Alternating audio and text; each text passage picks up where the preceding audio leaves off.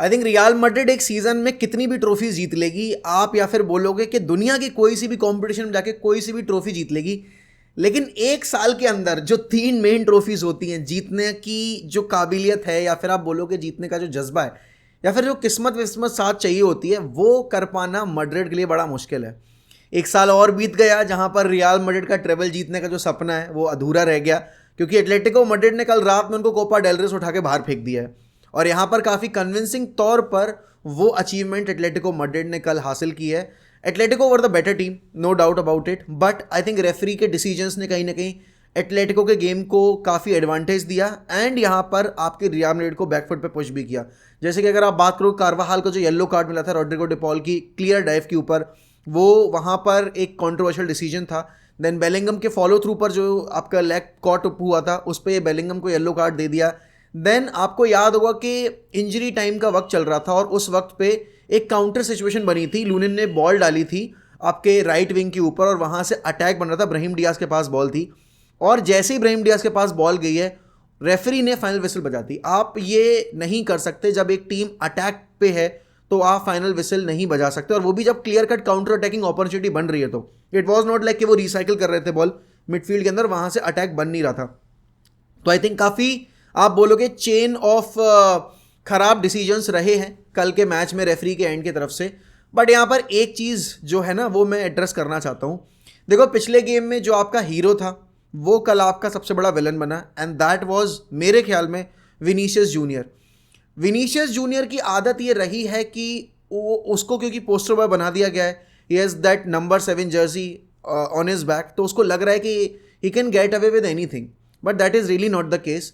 मैंने आपके El Clasico जब आप हुआ था लास्ट टाइम वाला, जब बेलिंगम ने इंजरी टाइम में विनर स्कोर किया था, तभी मैंने ये चीज़ बोली थी कि जब विनीशियस परफॉर्म करता है तब उसकी ये सारी चीज़ें जो है ना वो कवर अप हो जाती है उसकी परफॉर्मेंस से। बट जब आपकी परफॉर्मेंस नहीं डिलीवर हो रही है, जब आप अच्छा नहीं खेल रहे हो और आप फिर ये हरकतें कर रहे हो, क्राउड को जाकर ट्रिगर करना, रेफरी के मुंह पे जाकर चिल्लाना, देन एटलेटिको के प्लेयर्स के साथ बेमतलब की लड़ाइयाँ लड़ना, उनके मुंह पर जाकर शाउट करना, फिर आप कहीं ना कहीं बेमतलब का जो अटेंशन है वो ग्रैब करने की कोशिश कर रहे हो। और कल वही हुआ विनीशियस के केस में, और उसका खामियाजा मैड्रिड को भुगतना पड़ा। अब यहाँ पर विनीशियस की परफॉर्मेंस कुछ इतनी खास थी नहीं, but he was one of the most, आप बोलोगे notorious one on the pitch, या फिर आप बोलोगे one of the most vocal one in terms of shouting and crying and वो सारी चीज़ें। On the other hand they had their best player on the pitch and he played like a best player. पिछले game में भी जब Atletico हारी भी थी, Antoine ग्रीजमान was the best player on the pitch, और कल के मैच में भी एंटोइन ग्रीजमान ने वो जो तीसरा गोल स्कोर किया ना भाई, इस वक्त पे मैं वापस से बोलूंगा there is no better player in La Liga than Antoine Griezmann, and arguably he is one of the best player in the world right now. वो अपने रोल को चेंज कर चुका है, he used to play the centre forward, अब वो number 10 role में operate करता है, या फिर आप बोलोगे कि डबल स्ट्राइकर सिस्टम में ऑपरेट कर रहा है। वो आपको डिफेंसिव वर्क रेट दे रहा है, आके हर एरिया में आप उसको इन्वॉल्व होता देखोगे। एंड कल के मैच में भी आप देखो उसका जो कंट्रीब्यूशन रहा है पूरे मैच में, जिस तरीके से उसने लिंकअप बनाया और जिस तरीके से उसने मैड्रिड की डिफेंस को कार्व ओपन किया वो तीसरे गोल के ऊपर, भाई that is what great players do. वो बोलते कम है, करके ज़्यादा दिखाते हैं। एंड एटलेटिको मैड्रिड ने बहुत टाइम के बाद यहाँ पर रियल मैड्रिड को किसी कप कॉम्पिटिशन से बाहर किया है इन दी नॉकआउट स्टेजेस। तो डेफिनेटली यहाँ पर अगर हम देखें इस वक्त पे, तो एटलेटिको मैड्रिड ने पिछले मैच में भी एक काफ़ी कड़ा मुकाबला हमारे सामने पेश किया था। उस गेम में डेफिनेटली वहाँ पर Real Madrid were the better team, क्योंकि उन्होंने इन आपके बोलोगे एक्स्ट्रा टाइम के सेकेंड हाफ में जाकर जिस तरीके से परफॉर्मेंस ड्रॉप की थी, they thoroughly deserve that victory. But कल के मैच में I think it was a fixture of chaos, जहाँ पर आपने देखा कि पहला जो गोल पड़ा उस पर आपके रूडिगर ने असिस्ट दे दिया वहाँ पर एटलेटिको के प्लेयर को, फिर उसके बाद जब आपकी मैड्रिड ने इक्वलाइज किया उस पर आपके ओब्लाक की गलती थी, राइट। और यहाँ पर उसके बाद जब दूसरा गोल एटलेटिको ने स्कोर किया उस पर वापस से रूडिगर की गलती थी, रूडिगर ने विजन ब्लॉक कर दिया, लूनिन ने सेव किया, बट वो बॉल डिफ्लेक्ट होके वापस से आपके एटलेटिको प्लेयर के पास गई एंड फिर वहाँ पर मोराटा ने गोल स्कोर कर दिया। तो कल वाला मैच जो था ना, बड़ा ही आप बोलोगे एक ऐसा एरर प्रोन मैच था जहां पर सामने वाली टीम गलतियां पेश करे जा रही थी। और देखो अभी तक तो किसी मैड्रिड फैन ने या मैड्रिड के किसी मैड्रिड के किसी मैनेजमेंट से उठकर किसी ने नहीं बोला कि हमारे पास ये प्लेयर नहीं है, ये प्लेयर नहीं है, ये प्लेयर नहीं है। लेकिन कल वो जो best player in the world की शाउट मिल रहे थे, best defender in the world के शाउट मिल रहे थे रूडिगर को, आई थिंक वो थोड़े से अब शांत होंगे क्योंकि रूडिगर के गेम में है वो चीज़, रूडिगर करता है गलतियाँ, मैं ये नहीं बोल रहा कि रूडिगर अच्छा डिफेंडर नहीं है, बट हाँ रूडिगर के गेम में है वो इम्पल्सिवनेस और वो एरर्स जो है ना, वो चेल्सी डेज में भी हमने देखे थे। और हमने अब लास्ट ईयर जब आपने रियल मैड्रिड के लिए पहला सीजन देखा था रूडिगर का, उसमें भी काफ़ी गलतियाँ की थी, और आपने जर्मन नेशनल टीम के लिए भी देख रखा है। लेकिन हाँ, कल के मैच में आपको एक चीज़ देखने को मिली कि भाई जब वेलवर्दे पिच से बाहर जाता है ना, रियल मैड्रिड अपना कंट्रोल लूज कर देती है मिडफील्ड के ऊपर। जब तक वेलवर्दे था तब तक real Madrid were in the game, और कहीं ना कहीं उस वेलवर्दे के सब्स्टिट्यूशन ने रियल मैड्रिड के हाथ से वो कंट्रोल छीन लिया।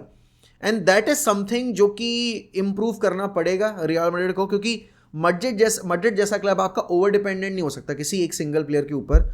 ऑल्दो मैं ये नहीं बोलूँगा कि ओवर डिपेंडेंट है, लेकिन कहीं ना कहीं आप ये देख सकते हो कि जब आपका वेलवर्दे पिच के ऊपर था तब मिडफील्ड की सिचुएशन कितनी बैलेंस थी, और आपको डिफेंसिव एरियाज में भी इनपुट मिल रहा था। वेलवर्दे का work rate I don't think कि कोई क्वेश्चन कर सकता है, तो वहाँ पर वो चीज़ काफ़ी ज़्यादा विजिबल थी। और जैसे ही वेलवर्दे बाहर गए, वो बैलेंस जो है वो थोड़ा सा डमाडोल सा हो गया।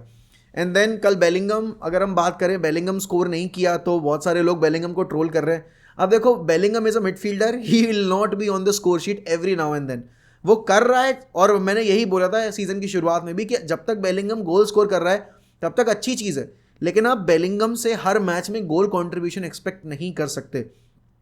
कल यहाँ पर रियल मैड्रिड ने जिस तरीके से कमबैक किया, होजेलू ने जो गोल स्कोर किया, एंड वहाँ से फिर आप बोलोगे एक चांस बना था, बट इंजरी टाइम में आई थिंक जो एटलेटिको ने गलती पिछली बार इंजरी वो एक्स्ट्रा टाइम में की थी, वो गलती कल उन्होंने नहीं दोहराई। एंड देखो, डिएगो सिमियोनी की तारीफ करना बनती है, क्योंकि डिएगो सिमियोनी हर मैड्रिड डार्बी में आपका कंपटीशन लेकर आता है। इस साल ऑलरेडी वो 2 बार हरा चुका है मैड्रिड को, एक आपकी ला लीगा वाली डार्बी में, और को आप बोलोगे अगर सुपर कोपा दे स्पेनिया में, उसमें भी बहुत ही कांटे की टक्कर दी थी एटलेटिको ने रियल मैड्रिड को। और अल्टीमेटली कल के मैच में कोपा डेल रे में रियल मैड्रिड को हराकर उसने यहाँ पर मैड्रिड की जो ट्रेबल होप्स थी, जो इस साल लग रहा था कि शायद मैड्रिड पूरी कर ले, उस पर भी आपका एक रेड क्रॉस सा बना दिया है। अब मैड्रिड इसके बाद कैसे देखेगी बाकी बचे कंपटीशन को, वो देखने वाली बात होगी। लेकिन जहाँ पर अभी 7 दिन पहले आप बोलोगे एटलेटिको हार का मुंह देख कर आई थी, तो वहीं अभी 3 दिन पहले, 4 दिन पहले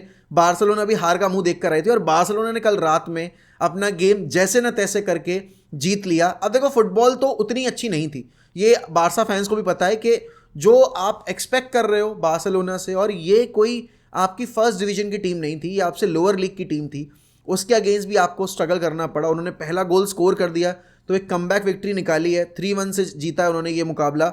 एंड डेफिनेटली आपने यहाँ पर बाल्डे को स्कोर करते देखा, कुंडे को स्कोर करते देखा, और आपने फर्नान टोरेस को स्कोर करते देखा। बट देन अगेन, ये जो फुटबॉल शावी की अभी टीम खेल रही है, ये सस्टेनेबल नहीं है, क्योंकि हमने लास्ट ईयर भी ये चीज़ डिस्कस की थी कि बार्सिलोना 1-0 विक्ट्रीज निकाल रही है, लेकिन वो ओवर डिपेंडेंट हो गए हैं स्टाइल ऑफ प्ले पे, और कहीं ना कहीं वो स्टाइल ऑफ प्ले अब उनकी हैबिट बन चुका है। और आपको दिखता है कि वो चांसेस जो उनको मिलते हैं, वो उन चांसेस को बरी नहीं करते।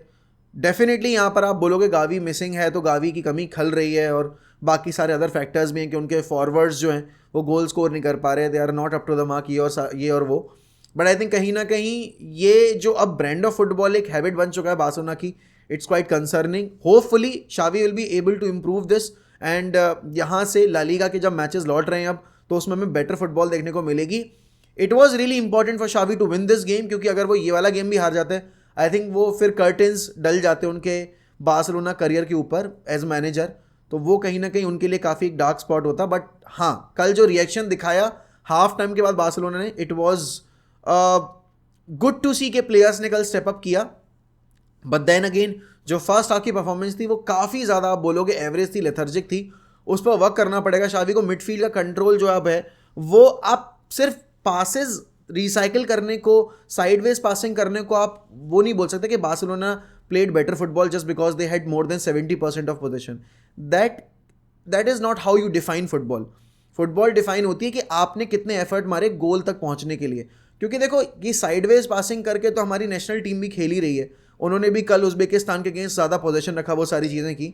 इट्स अबाउट आप प्रोडक्टिव कितने ज़्यादा हो, आगे फ्रंट आपने चांसेस कितने क्रिएट किए, और आपने कितना उनके सामने वाले गोलकीपर को टेस्ट किया, तो उस पर वर्क करना है डेफिनेटली बार्सिलोना को। और अभी क्योंकि अब रियल मैड्रिड मुकाबले में नहीं है, तो एक स्ट्रॉन्ग टीम बाहर हो चुकी है, और शावी के लिए कोपा डेल रे जीतना बहुत ज़रूरी है। ऑल्दो एटलेटिको मैड्रिड उनसे बेहतर फुटबॉल खेल रही है, एटलेटिको की टीम उनसे ज़्यादा एग्रेसिव भी है, तो येस डेफिनेटली अब आगे चलकर मज़ा आएगा देखने में जब ये दोनों टीमें अगर आगे चलकर टकराती हैं एक दूसरे से।